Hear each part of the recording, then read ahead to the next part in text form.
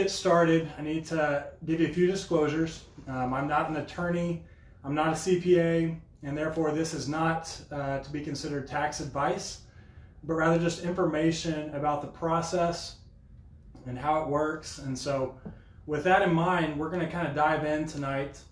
And just as a quick outline for the evening, we're going to talk through what exactly is a tax assessment, how are these values determined. We're going to talk through some of the new legislation that went into place this last year and how it affects this process going forward. We're going to talk about when you can do this process, where to do this process, what are some of the best practices for going about this, and why it's important. So with that as our backdrop, let's dive right in and let's talk about what is a tax assessment. And it really comes down to a basic formula, the property tax equation, which is going to be our taxable value times the tax rate is going to equal the property taxes that we pay. And so for the first part, the taxable value, that's going to be determined by our appraisal districts, whether that's Williamson County Appraisal District or the Travis County Appraisal District. They are going to set those taxable values. And then later on in the year, they send those values to the different taxing entities, who will then set their rates for the year. And then we have those values times those tax rates, which equal our property taxes that are set at the end of the year and go out to us here in a couple weeks. So with that as kind of the background, let's talk about the first part of that equation with the taxable values. And understand that the goal of figuring out the taxable values is for the assessed value to be equal to the market value. And we're going to define market value as what somebody's willing to pay for the property. And so ideally, we want those to be the same. So the reason I'm guessing a lot of us are on this call or watching this video is so that we might think that our assessed value is above our market value, and thus we want to know how to protest those values, and we're going to dive into that. But this is a process that begins on January 1st, and in the months leading up to January 1st, the county is collecting information, they're collecting data, because it's their responsibility, and they're actually held accountable for making sure that they assess these properties at 100% of market value. In fact, they have a 5% variance that they can fall within, either 95% or 105% of the actual market value when they're audited, which is on an annual basis. And if they're not within those limits, they can lose state funding for certain county programs, which then has an effect on us. So it's important, and it's the reason that the counties take so much time making sure they assess these properties correctly, because it benefits the entire county if the assessed value is equal to our market value.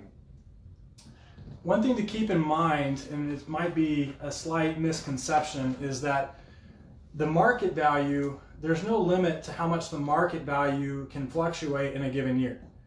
Now, the assessed value can only go up 10% if you have a homestead exemption filed on the property. But understand that the market value, there's no limit.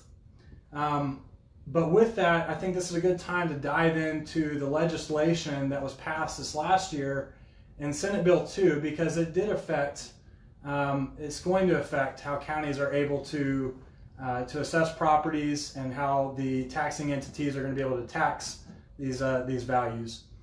So Senate Bill 2, to break it down into a more simplistic form and understand that this was hundreds of pages of legislation, so it's not this simple, but the best way to describe it is that the counties can only increase their revenue by 3.5% on an annual basis before it has to go in front of the voters in front of an election for a voter approval. So let's take an example. Let's say that the Williamson County, we see a 6% increase of taxable values across the whole county.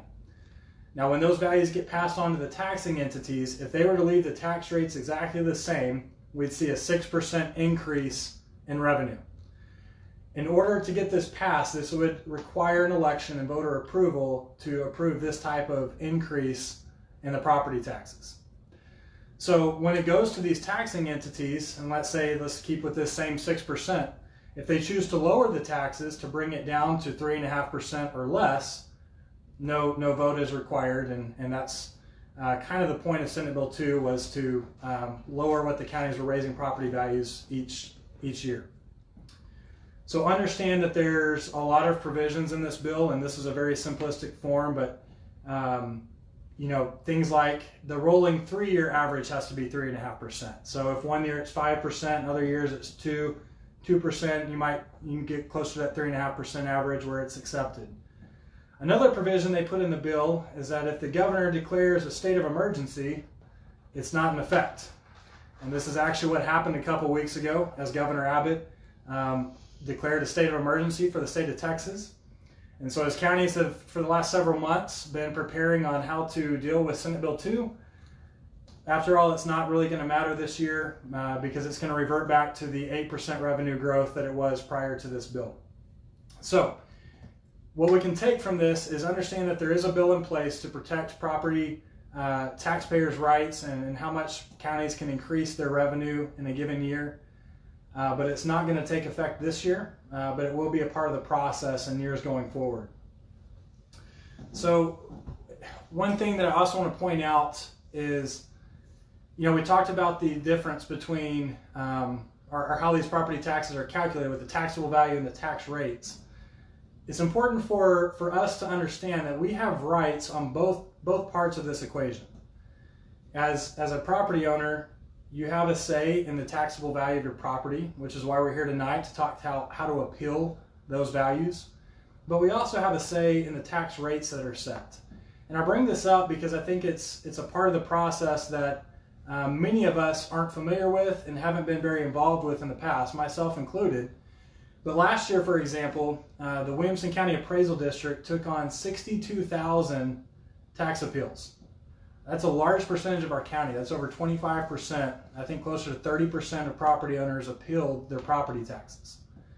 At the meeting where we set the tax rates, which is equally as important to this calculation, we had 2 people show up.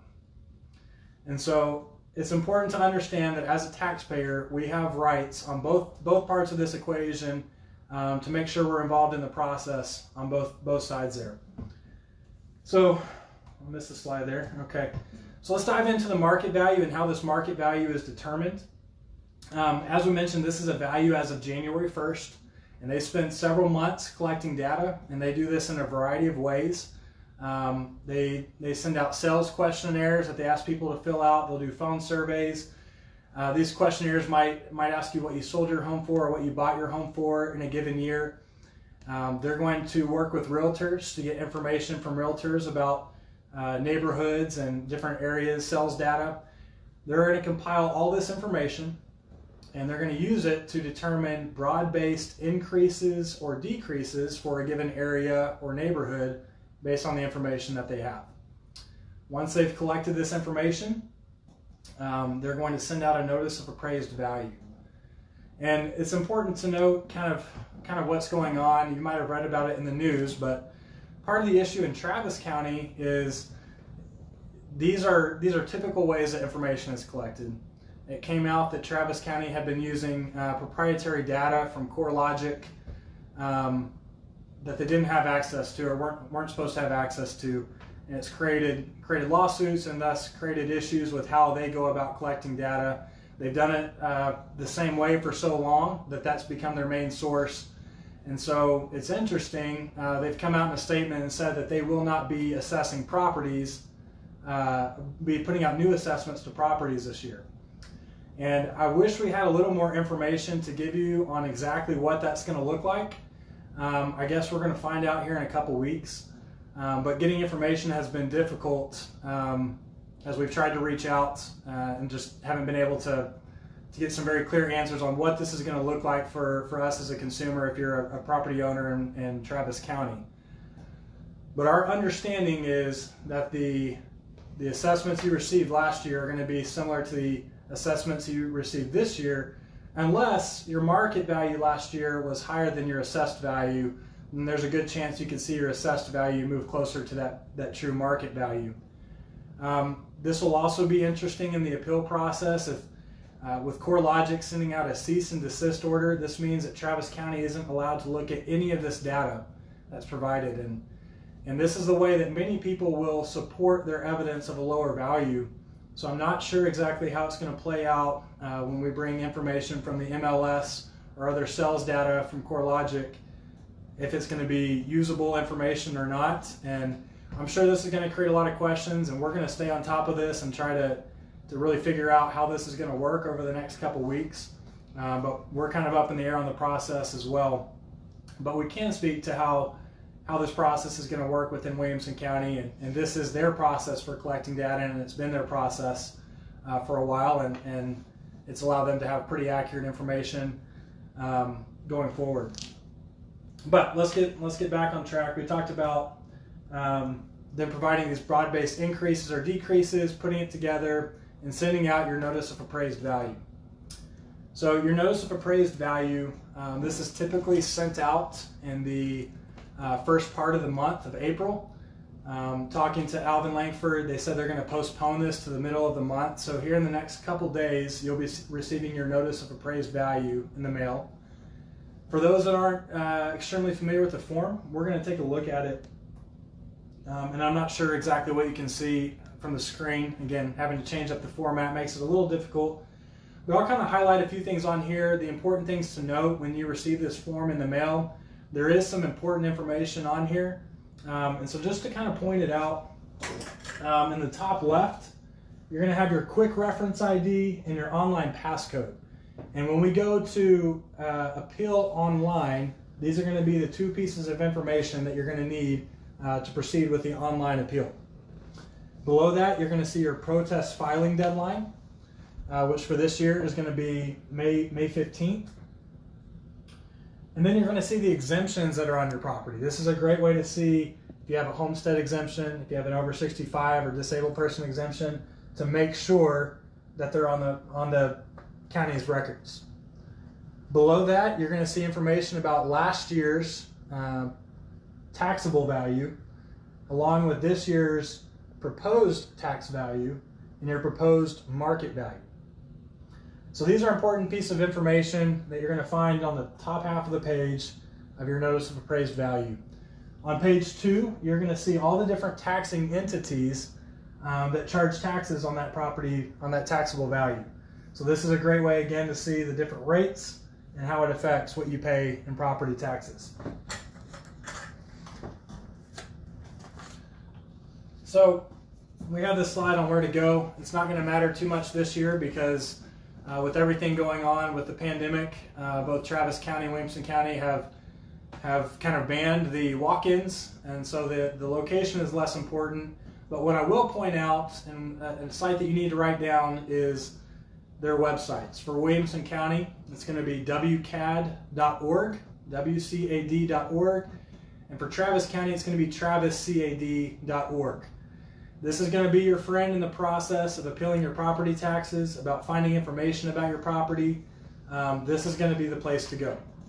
And we're going to dive in to more details on how the online appeal is going to work, but just understand that these are important sites that you need to have ready to go.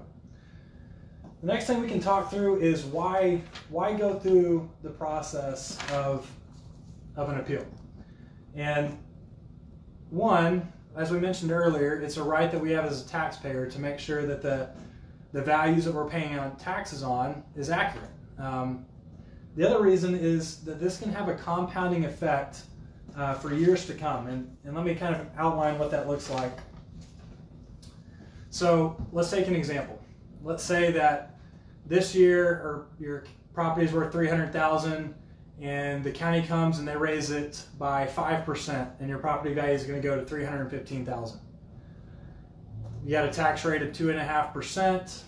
You're set to pay $7,875 in property taxes. But you take the time to look at sales data, you're able to make a case for lowering the value back down to $300,000. And in doing so, your property taxes go down to $7,500, and it's an annual savings of $375 for the work you've put in to lower your property by $15,000. So the $375 is great, but what we understand is the compounding effect it's going to have in the years to come. So next year, your property is still at $300,000 as opposed to $315,000, let's say the county puts that same 5% broad-based increase on your property. Well, now that 300 goes to 315,000, whereas if you would have done nothing, that 315 would have gone to just under 331. And now you're paying an additional $390 in property taxes. So over the course of 5 years, by taking the time to put together some information to appeal the property values, you're saving over $2,000 in property taxes. So it definitely has a compounding effect. It's definitely worth the maybe 30 minutes it takes to go through this process. And finally, there's no risk to you. There's nowhere in this process, both in the informal process and formal process, where the county can raise your taxable value at all. This wasn't always the case. In the formal process and the appraisal review board, which we'll talk more about later, there was a very small chance that they could raise your taxable value, but a state law was passed this last year that prevented that from happening. So there is truly no risk to you as a property owner to go through this process. Your values cannot be raised in this process. So again, let's talk through the different ways that we can go about doing this. When we made this slide, walking in was an option. It is no longer an option right now. Everything's going to be done online and through virtual meetings. I know for Williamson County, they're working on processes to be able to have these virtual phone calls where you can still set appointments to meet with the staff appraisers. And we're going to see what that looks like here in about a week or so. But it's going to be a similar type meeting to walking in, just done online, the way that we're kind of all living life right now through virtual platforms. But again, online, or you can mail in your notice of appraised value on page 3 and 4. There's information for sending in an appeal that way. That's still an option for you as well. As you decide the best way to appeal, understand that on your notice of appraised value, you're going to see 12 different reasons that you can appeal your taxable value. And we're going to highlight 3 of those tonight, the 3 kind of most popular. Number 1 is that the value is over market value. Number 2 says the value is unequal compared with similar properties. And then option 9, which is probably the 3rd most popular reason, is the property description is incorrect. And so let's dive into those 3. Let's talk about the value is over market value. Again, this is the most common reason for appeal. And the way this is going to work is, so if you feel like your assessed value is over your market value, you're going to work to compile sales data to make a case for lowering your value.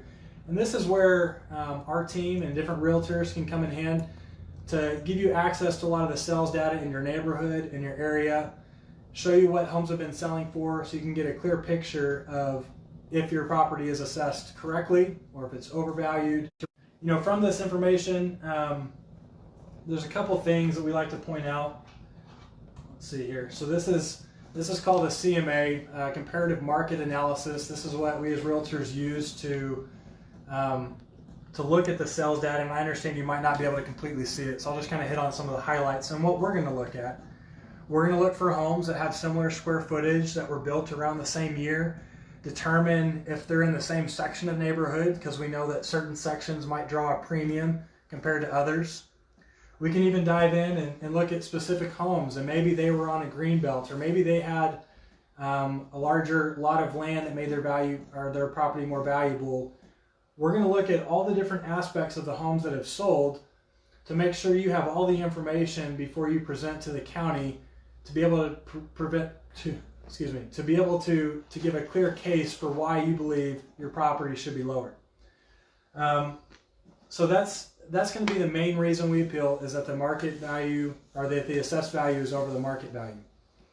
Another reason you can appeal is on the basis of an unequal appraisal. So this would take place if a similar home, maybe the same size or same floor plan in your area, was assessed for less than your home. I think we can all agree that that doesn't seem very fair, right? If it's a similar home, they should have equal appraisal. So this is another reason that you can appeal. We see this take place, maybe you know of the same floor plan on your street, and you look up their information and find that it's 10,000 less than yours. This would be a great reason to appeal, just on the basis of an unequal appraisal. And again, you're going to find a lot of this information at your county's website, wcad.org or traviscad.org. What I've suggested to people in the past is if you want to drive through your neighborhood and you might see similar floor plans just by the way the house is laid out, write down those addresses and go look them up on the site and see if you can collect the information to make a case for an unequal appraisal. And the third reason was the incorrect property description. So here's what I'll tell you. There's quite a few people that appeal on this basis. It's probably the least successful of the appeals that take place. But the main reason we see people appeal is if they feel like the county has their square footage incorrect. And it does happen occasionally. You might have a one-story home that the county has listed as a two-story home and they're adding square footage that isn't there. That happens rarely, but it can happen. Or maybe you have certain improvements like a pool or a shed that aren't actually there. This would be a reason to appeal on the basis of incorrect information. One thing to point out with the square footage, because this is something I hear quite a bit, the way that a builder is going to calculate square footage is going to be different than the way that the county calculates square footage. So if you got your square footage from the builder, they're measuring the inside of the home. The county is going to be measuring the outside of the home, which in most cases is going to add 6 to 9 inches when you add the brick and the studs that go into the walls all the way around the house, which can create variances of 100, 200 square feet pretty easily. And so understand that the county is looking at the outside of the home. If you see a variance of a couple hundred feet, there's a good chance that the county is not going to adjust that. If it's more than 10%, that's something that I would take to the county and clear up with them as far as the correct square footage on your home. So those are the three main reasons. And one thing to point out, so when you go to wcad.org and you type in your property description, there's going to be a lot of information right there to really help you understand what the county is looking at and what the county has recorded for your property. You'll find out, if they have any exemptions listed on the property. They'll have the total assessed value. They'll have the market value there. They're going to have the different taxing entities that are going into your calculations, the tax rate.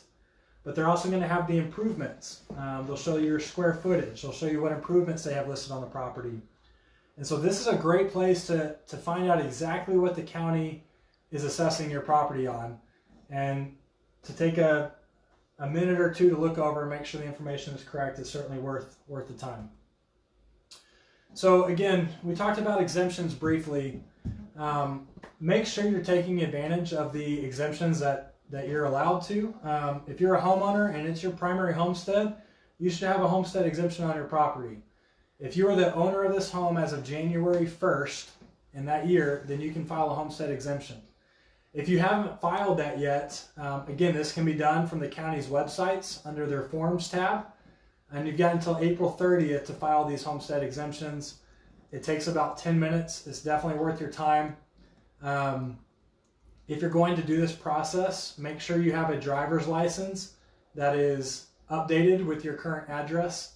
That's the main thing I'll tell you. That's the only thing that I've seen people get caught up on the form. But it takes about 5 minutes to fill out, and it's certainly worth making sure you have that exemption. If you qualify for an over 65 exemption or a disabled person exemption, you can file these at any time during the year. There is no deadline as to when these can be filed. Okay, so let's assume that a lot of us are going to go through the online process this year for property appeals. On the site, there's going to be a tab at the top of the website, and this at the top for both Travis County and Williamson County, that says protest. You're going to click on that, and it's going to take you through a few screens. You do have to create a login if you haven't before. But during this process for Williamson County, we're going to find out in a week or two exactly what this looks like and see if there's any changes. Again, since it hasn't gone live yet because they haven't sent out the notice of appraised values yet, we weren't able to test the site like we have been in the past.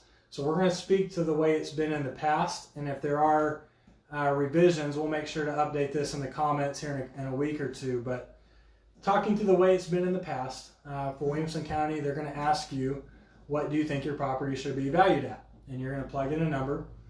In the past, Williamson County hasn't asked for evidence, but rather they'll show you the sales data that they're using, the sales comps that they're using to come up with their value. But you plug in the value that you think, and they're going to come back and let you know that they either accept that value, or they might throw out a different value that's somewhere in the middle, or they might just say that there's no change. In this process, you can, if you choose to accept it, then you're done. You're done with the whole process. If you decline, then it's going to ask you to schedule a meeting, and this is likely where those virtual meetings will come into play, where you would sit down with the chief appraiser, and we're going to talk through what that's going to look like. But for Travis County, it's a very similar process. The difference is it's going to give you a chance to upload documents to support your value. So you want to have those ready to go. And I would tell you, even for Williamson County, do the research, have the sales comps, have the data ready to know which value you want to plug in, because that's going to make it, the more accurate the data, the more likely it is to have an effect on changing those values. In both cases, you should receive an answer from them within 48 hours. In my experience, Williamson County in the past has been a lot more immediate and a lot quicker in their response. But we'll see again what it looks like this year. But that's the process for the online protest. Now, if you go, let's say that you want to go straight to the in-person meeting with a staff appraiser, or you don't agree with the online value that they sent and want to schedule a meeting, let's talk through kind of what that's going to look like. Again, it's going to be virtual this year, but it's going to be a conversation with the staff appraiser.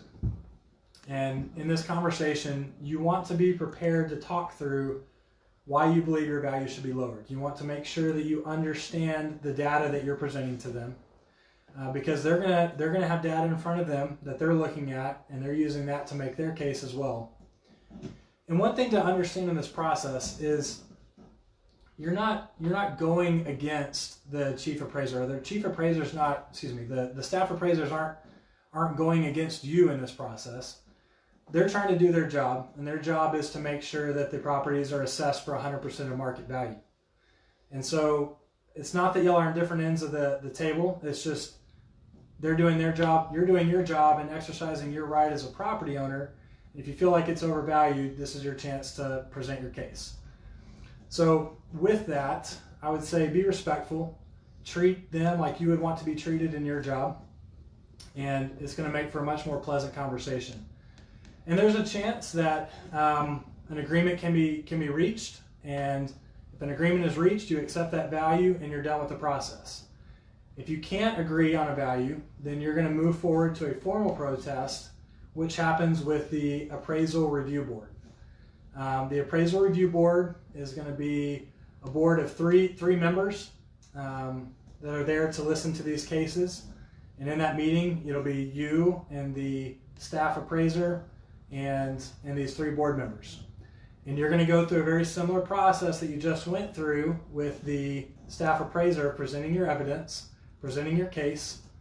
The staff appraiser is going to do the same. After he spoke, you're going to make a motion to lower your value, and then it's going to be based on a majority decision from the three board members on what happens with your value.